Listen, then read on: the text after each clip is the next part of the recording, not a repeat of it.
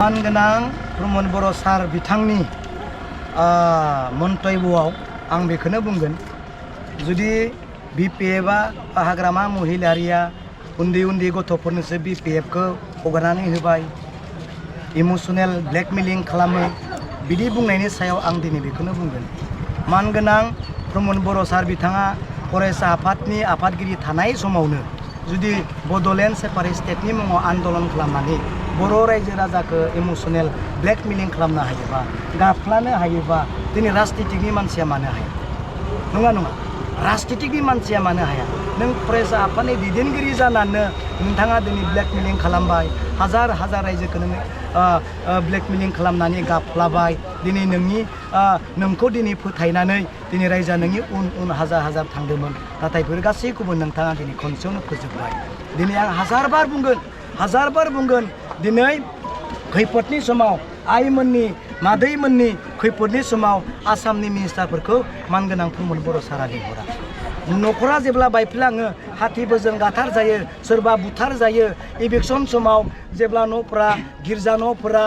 मन्दिरफोरा बाथौफोरा जेब्ला हुख्रेम जायो बे समाव आसामनि मिनिस्टारखौ मानगोनां प्रमद बर' सारा लेंहरदोंमोन लेंहराखै नोंसोरनि दुखुनि समाव लेंहराखै अब्ला दिनै जों बुंनो हायो अकल भटनि थाखाय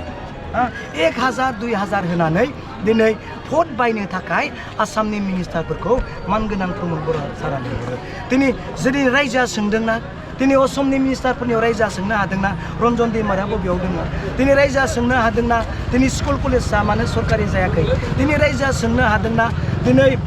सेंग्रा सिख्लाखौ आर्मि मिलिटारि पुलिसाव सोगोन होननाया दिनै सोबायना बेफोरखौ सों दिनै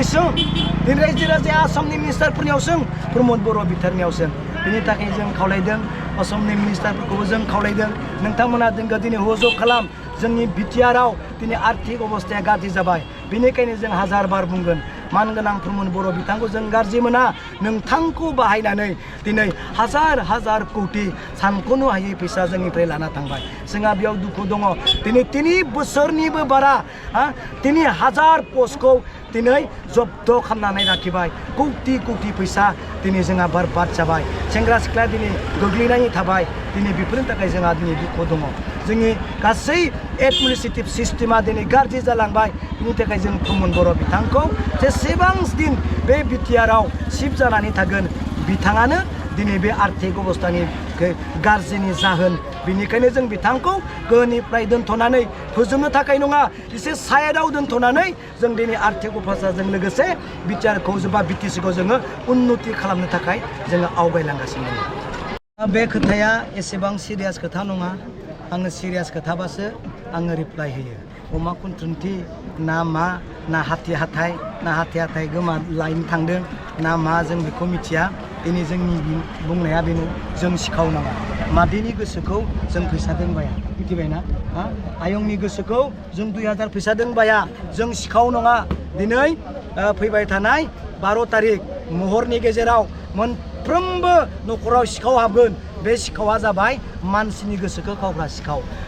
दिनै माबा थाखा फैसा खावग्रा फैसा नङा बियो होग्रा सिखावसो बिनिखायनो बे सिखावनिफ्राय बर' रायजो राजाया जोंनि बिटिसि रायजोआ दिनै बासायनानै जेन थायो मानगोनां जोंहा मा रन्जित बसुमतारी सारखौ आं सन्मान होयो बिथाङा बहुद गोजौ हाजोनिफ्राय फैबाय नाथाय रायजोखौ दिनै बिथाङा थगायबाय बेखौ अननाय होदोंमोन बेखौ दिनै साबायखर बावदोंमोन दिनै रायजोखौ बिथाङा अननो रोङाखैसै हाथिफोरजों मानसि थैनायनि हिसाबै आंनियाव दङ अननानै आं दिनै बुङाखै बेसेबां मानसि गाथार जाखो बिनि रिपर्टआ आंनियाव दङ मोनफ्रोमबो डिस्ट्रिक्टनि डाटा आंनियाव दङ अननानैनो आं दिनै सासे संग्रामि नेता होननानै आं दिनै होआखै खैजोन मानसि हिसाब थैखो बे हिसाबो आं हायो नाथाय अननानै मान सन्मान बिनि सेबां सेक्रिफाइस आं खालामनो हायाखै जानो हागौ बेनिखायनो आं बुङाखै मिथिबाय थेंक इउ